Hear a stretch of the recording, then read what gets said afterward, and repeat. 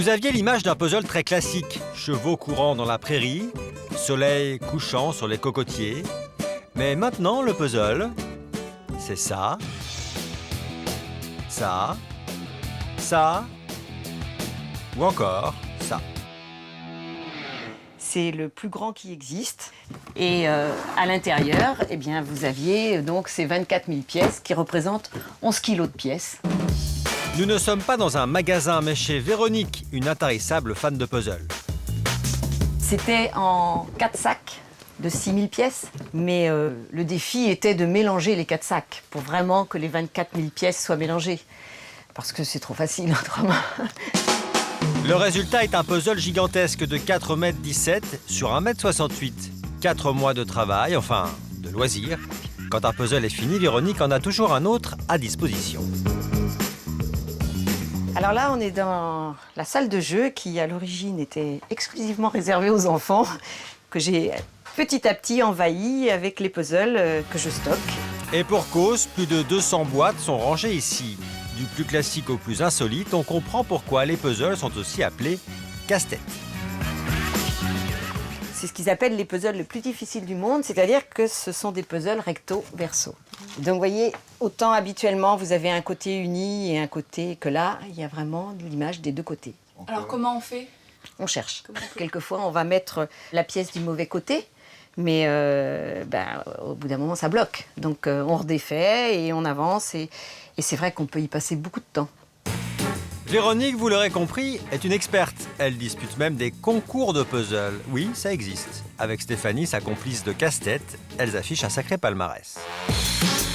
On est un peu des puzzlivores, je sais pas comment on peut appeler ça, mais on mange des puzzles, on mange des pièces, donc c'est un besoin quoi. On aime plonger nos mains dans les boîtes avec les pièces. Ces passionnés ont même été championnes de France et d'ici quelques heures, un nouveau concours les attend. Leur principale concurrente sera Adeline, 18 ans. Ça, c'est un puzzle de 500 pièces. Et tu mets combien de temps pour le faire? 1 heure. Pour le concours, c'est un puzzle de 1000 pièces qu'elle devra réaliser en un temps record, mais ça ne l'effraie pas, contempler plutôt son tableau de chasse. C'est une petite fierté. On aime bien montrer de ce qu'on fait en fait, nos concours. Tous ces plus beaux puzzles tapissent les murs de sa maison.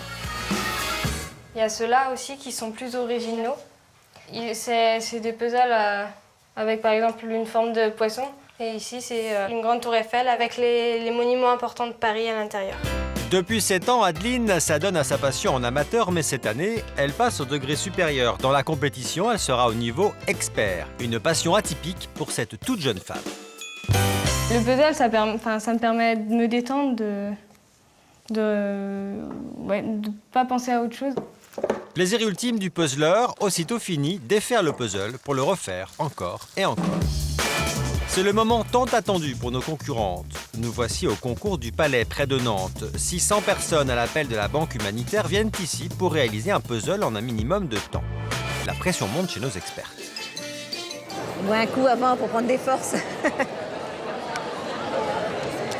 Je crois pas qu'il va être très facile finalement. Dans ce paquet, 1000 pièces. On sait pas ce que c'est, mais ce qu'on sait, c'est qu'il y a beaucoup de noir. Et tout ça sans modèle, que nous vous montrons, nous, en exclusivité. Elles, de leur côté, avancent en aveugle. Vous n'êtes pas pressé de le voir fini parce qu'à mon avis, on en a pour un moment. Hein.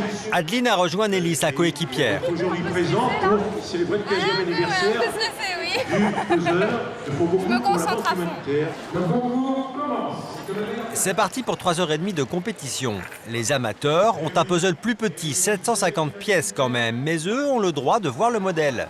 Chacun sa technique. Certains sont très organisés et d'autres, comment dire... Du côté des experts, concentration et dextérité sont de mise.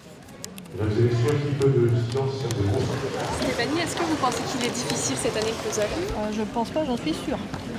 Adeline, ta réaction? Les questions, c'est plus tard. Pas pendant. Bon d'accord Adeline, la concentration est à son comble. 600 personnes silencieuses, on entendrait une pièce de puzzle tomber. On ne tient plus en place, on s'inquiète. Au bout d'une heure, le puzzle semble impossible à réaliser. On n'y arrive plus du tout. C'est trop dur, enfin même le tour, c'est pas évident. C'est tout noir et tout alors. Il y a tout de même parfois des miracles. Chez nos expertes, déjà 2 heures et on n'est pas plus avancé. Elles ne savent toujours pas à quoi peut bien ressembler ce puzzle. Vous commencez un petit peu à voir ce que c'est comme modèle? Même pas. Non, je sais pas. On n'a pas pris assez de recul pour voir. Je sais pas, on dirait des bulles.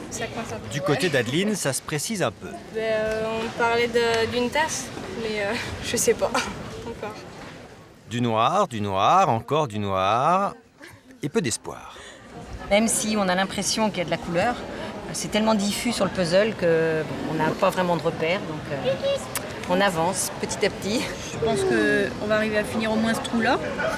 Il n'y a plus beaucoup de techniques, faut les essayer un par un.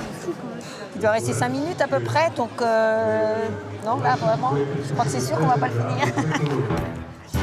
Désormais, l'objectif est simple, assembler le plus de pièces avant la fin.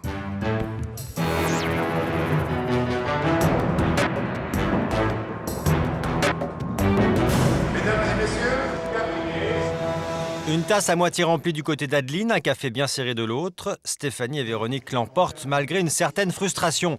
Le puzzle trop difficile n'est pas terminé. Merci. Maintenant, L'équipe d'Adeline, deuxième, se consolera d'une autre manière. On va tout le défaire, on va le remettre dans sa boîte, on le ramène à la maison et à la maison on remet ça. Avec les fans de puzzle, c'est toujours un éternel recommencement.